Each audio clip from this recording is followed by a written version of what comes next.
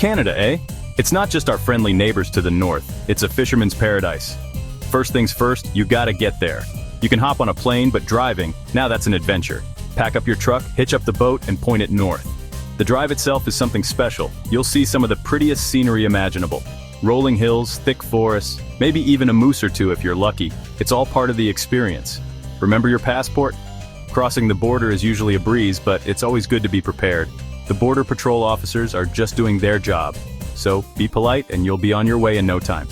Once you're across, take a deep breath of that fresh Canadian air. You're in for a treat.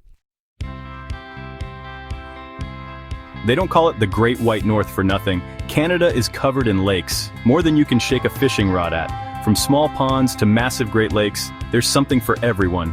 You could spend a lifetime fishing in Canada and still not see it all. That's part of what makes it so special.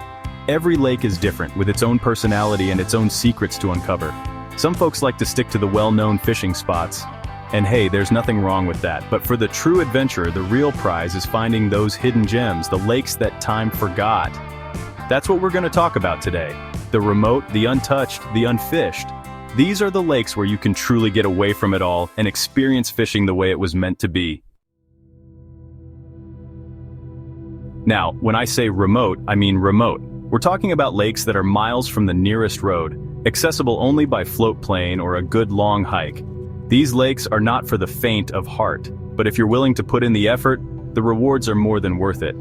Imagine the silence, the solitude, the feeling of being completely alone with nature. And the fishing? Don't even get me started. These lakes are teeming with fish, and because they're so isolated, they haven't seen a lot of fishing pressure. That means you've got a real shot at catching some trophy-sized fish. Just be sure to pack everything you need. You're not going to find a tackle shop out here. And always let someone know where you're going and when you expect to be back. Safety first, folks. So, what kind of fish can you expect to catch in these hidden paradises?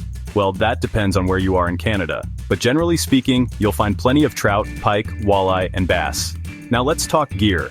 For trout, I recommend a light to medium spinning rod with 6 to 8 pound test line.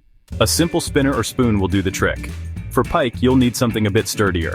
A heavy-duty spinning rod or bait casting rod with 15 to 20 pound test line will do nicely. Use a wire leader to prevent those sharp teeth from cutting your line.